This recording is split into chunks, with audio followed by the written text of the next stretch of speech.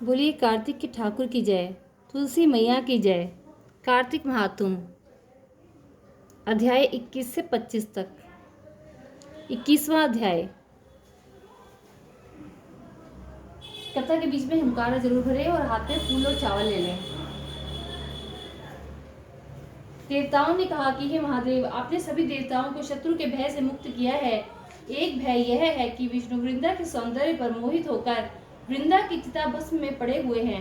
रुद्र ने कहा, देवताओं, विष्णु का मोह दूर करने के लिए तुम मूल प्रकृति की शरण में जाओ, क्योंकि वह शरण में जाने योग्य है, वही तुम्हारा कार्य सिद्ध करेगी। ऐसा कहकर शिवजी सब गणों के साथ अंतर्ध्यान हो गए और देवता मूल प्रकृति की अनेक प्रकार से स्तुति करने लगे।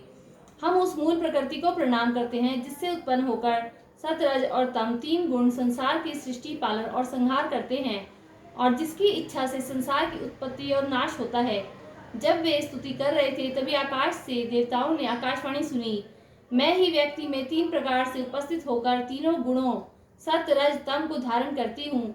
गौरी, लक्ष्मी और सरस्वती तथा इनके तीनों गुण मुझमें ही वास करते हैं।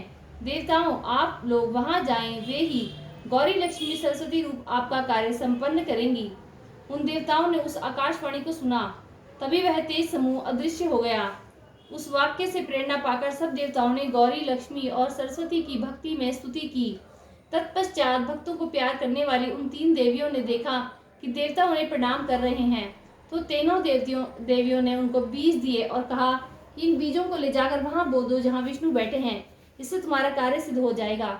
इसके बाद देवता और सिद्धों के समूह ने आनंद से भरकर वे बीज वहां बो दिए जहां वृंदा की चिता भूमि में दुखी विष्णु भगवान विराज रहे थे। यह हमने सत्य वाक्य का महात्म में कहा है। इसका पाठ जो कोई भी मन लगाकर सुनेगा उसको कभी विघ्न बाधाएं नहीं सताएंगी। जो पुत्रहीन नर नारी से सुनेंगे या पढ़ेंगे उन्हें पुत्र की प्राप्ति होगी। यह सर्व सुखदायक और महेश को भी आनंददायक है। बोलिए कार्तिक के ठाकुर की जय, तुलसी मैया की जय। 22वां अध्याय। नारद जी राजा पृथु को आगे की कथा सुनाते हुए कहते हैं कि हे राजा पृथु, उन बोए हुए बीजों से धात्री, मालती और तुलसी ये तीन वनस्पतियां उत्पन्न हुई। जो ब्रह्मा की स्त्री द्वारा दिए गए बीज से उत्पन्न हुई वह धात्री, जो लक्ष्मी के द्वारा बीज से उत्पन्न हुई वह मालती और जो गौरी द्वारा बीज से उत्पन्न हुई वह तुलसी कही गई। ये तीनों क्रमशः रजोगुण, तजोगुण, तमोगुण और सतोगुण के रूप में हुई। जब ये वनस्पतियां उत्पन्न हुई तो इन्हें स्त्री के रूप में देखकर वृंदा की ओर अत्यंत आसक्त विष्णु भगवान शीघ्र ही उठकर बैठ गए। काम से पीड़ित विष्णु ने उन्हें प्रेम से देखा। तुलसी और धात्री ने भी विष्णु को देखा। जो बीज लक्ष्मी द्वारा ईर्ष्या से दिया गया था, उस बीज से उत्पन्न स्त्री विष्णु से ईर्ष्या करने वाली हुई। धात्री तथा तुलसी उनसे प्रीति करने से उनमें प्रेम बढ़ाने वाली हुई। इसके बाद जब देवताओं का दुख दूर हो गया और उन्होंने विष्णु को प्रणाम किया तो विष्णु प्रसन्न हो गए और धात्री और तुलसी को लेकर बैकुंठ को चले गए। इसी कारण से कार्तिक व्रत के उद्यापन के समय तुलसी के पौधे के निकट ही पूजा की जाती है और तुलसी विष्णु से प्रेम बढ़ाने वाली कही जाती है। बोलिए कार्तिक के ठाकुर की जय, तुलसी मैया की जय। 23वां अध्याय। नारद जी कहते हैं कि राजन, कार्तिक व्रत के उद्यापन में तुलसी के मूल प्रदेश में भगवान विष्णु की पूजा की जाती है, क्योंकि तुलसी उनके लिए अत्यंत प्रीतिदायिनी मानी गई है। जिसके घर में तुलसी का बगीचा लगा होता है उसका घर तीर्थ स्वरूप है, वहां यमराज के दूत नहीं आते।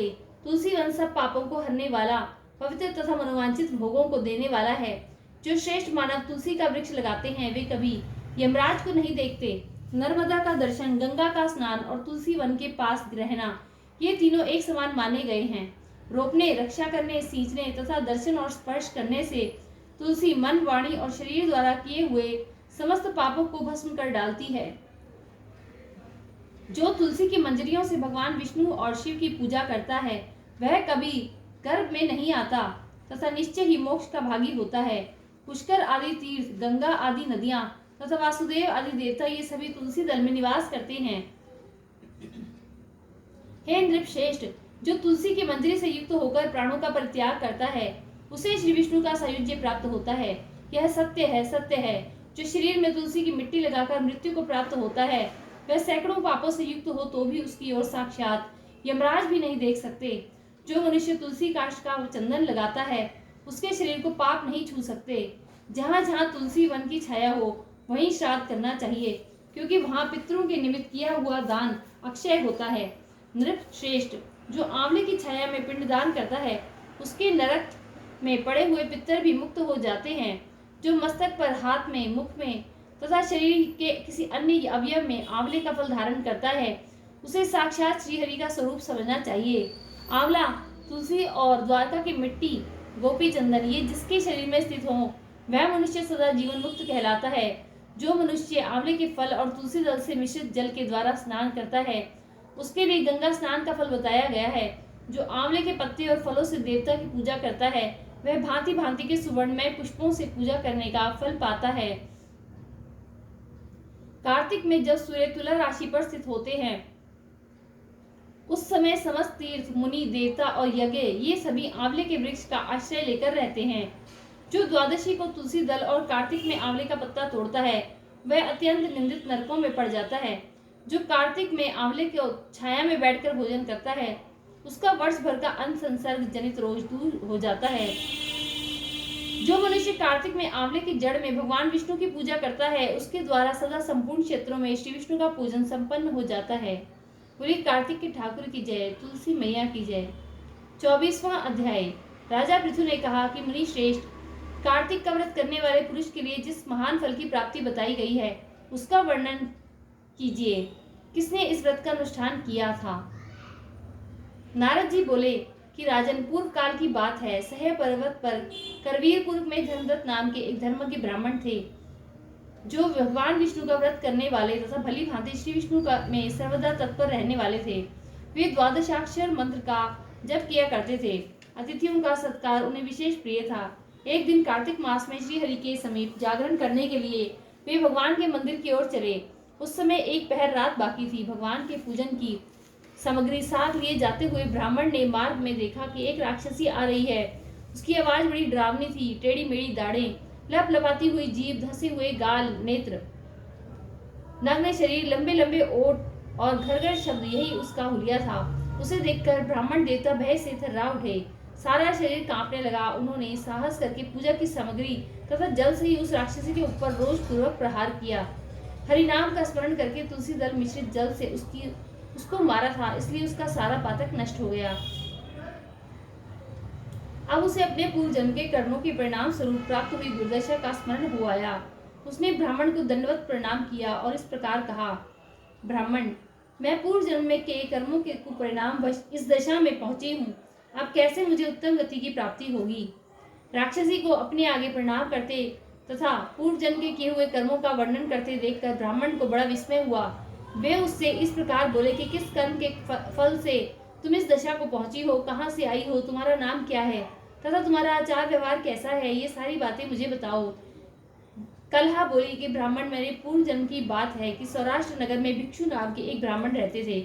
मैं उन्हीं की पत्नी थी। मेरा नाम कलहा था। मैं बड़े भयंकर स्वभाव की स्त्री थी। मैंने वचन से भी कभी अपने पति का भला नहीं किया, उन्हें कभी मीठा भोजन नहीं परोसा। मैं सदा उनकी आज्ञा का उल्लंघन किया करती थी। कलहा मुझे विशेष प्रिय था। वे ब्राह्मण मुझसे सदा उद्विग्न रहा करते थे। अंततः गवता मेरे पति ने दूसरी स्त्री से विवाह करने का विचार किया। तब मैंने विष खाकर अपने प्राण त्याग दिए। फिर यमराज के दूत आए और मुझे बांधकर पीटते हुए यमलोक में ले गए। यमराज ने मुझे उपस्थित देख चित्रगुप्त से पूछा कि चित्रगुप्त, देखो तो सही, इसने कैसा कर्म किया है। इसे शुभ कर्म का फल तो मिलेगा या अशुभ कर्म का फल मिलेगा? चित्रगुप्त ने कहा कि धर्मराज, इसने तो कोई भी शुभ कर्म नहीं किया है। यह स्वयं मिठाइयां उड़ाती थी और अपने स्वामी को उसमें से कुछ भी नहीं देती थी। अतः बलकुली चमगादड़ की योनि में जन्म लेकर यह अपनी विष्ठा खाती हुई जीवन धारण करे। इसने सदा अपने स्वामी से द्वेष किया है तथा सर्वदा कलह में ही इसकी प्रवृत्ति रही है। इसलिए यह शुक्री की योनि में जन्म ले, विष्ठा का भोजन करती हुई समय व्यतीत करे। जिस बर्तन में भोजन बनाया जाता है उसी में यह हमेशा खाया करती थी। अतः उस दोष के प्रभाव से यह अपनी ही संतान का भक्षण करने वाली बिल्ली हो तथा अपने स्वामी को निमित्त बनाकर इसने आत्मघात किया है।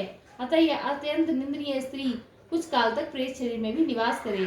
दूतों के साथ इसे यहाँ से पनु प्रदेश में भेज देना चाहिए। वहां चिरकाल तक यह प्रेत का शरीर धारण करके रहे। इसके बाद यह पापिनी 3 योनियों का भी कष्ट भोगेगी। कलहा कहती है कि विप्रवर, मैं वही पापिनी कलहा हूँ।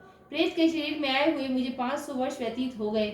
मैं सदा ही अपने कर्म से दुखित, भूख प्यास से पीड़ित रहा करती हूँ। एक दिन भूख से पीड़ित होकर मैंने एक बनिए के शरीर में प्रवेश किया और उसके साथ दक्षिण देश में कृष्णा और वेणी के संगम पर आई। आने पर जो ही संगम के किनारे खड़ी हुई, त्यों ही उस बनिए के शरीर से भगवान शिव और विष्णु के पार्षद निकले और उन्होंने मुझे बलपूर्वक दूर भगा दिया। दुष्श्रेष्ठ, तब से मैं भूख का कष्ट सहन करती हुई इधर उधर घूम रही हूँ। इतने में ही आपके ऊपर मेरी दृष्टि पड़ी। आपके हाथ में तुलसी मिश्रित जल का संसर्ग पाकर अब मेरे पाप नष्ट हो गए हैं। विप्रवर, आप मुझ पर कृपा कीजिए और बताइए कि मैं इस प्रेत शरीर से और भविष्य में प्राप्त होने वाली भयंकर 3 योनियों से किस प्रकार मुक्त होंगी। नारद जी कहते हैं कि अल्लाह के ये वचन सुनकर दुष्श्रेष्ठ धर्मदत्त को उसके कर्मों के परिणाम का विचार करके बड़ा विस्मय और दुख हुआ। उसकी ग्लानि देखकर उनका हृदय करुणा से द्रवित हो उठा। वे बहुत देर तक सोच विचार करके खेद के साथ बोले, कार्तिक के ठाकुर की जय, तुलसी मैया की जय। 25वां अध्याय। धर्मदत्त ने कहा कि तीर्थ, दान और व्रत आदि शुभ साधनों के द्वारा पाप नष्ट होते हैं, किंतु तुम इस समय प्रेत के शरीर में स्थित हो, अतः उन शुभ कार्यों में तुम्हारा अधिकार नहीं है। तथापि तुम्हारी ग्लानि देखकर मेरे मन में बड़ा दुख हो रहा है। तुम दुखी नहीं हो, तुम्हारा उद्धार के बिना मेरे चित्त को शांति नहीं मिलेगी। अतः मैंने जन्म से लेकर आज तक जो भी कार्तिक व्रत का अनुष्ठान किया है, उसका आधा पुण्य लेकर तुम उत्तम गति को प्राप्त हो।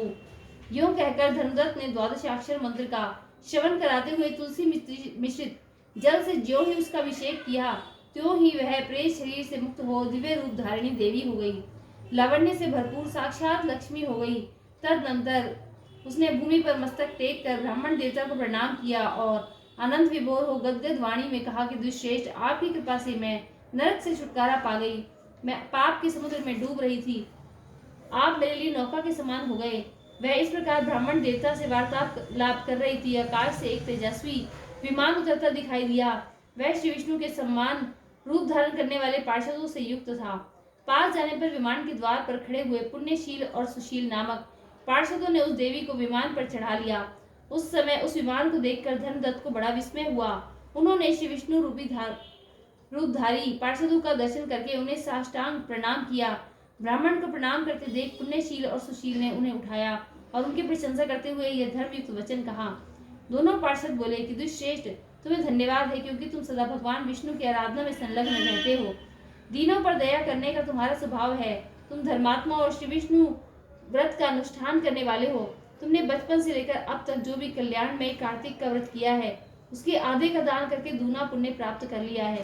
तुम बड़े दयालु हो। तुम्हारे द्वारा उद्धार किए हुए दान किए हुए कार्तिक व्रत के अंगभूत तुलसी पूजन आदि शुभ कर्मों में के फल से यह स्त्री आज भगवान विष्णु के समीप जा रही है।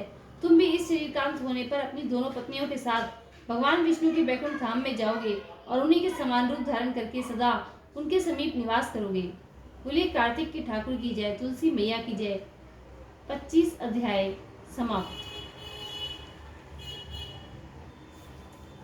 यदि आपको वीडियो अच्छी लगे तो वीडियो को लाइक और सब्सक्राइब जरूर करें और कमेंट में राधे राधे जरूर लिखें।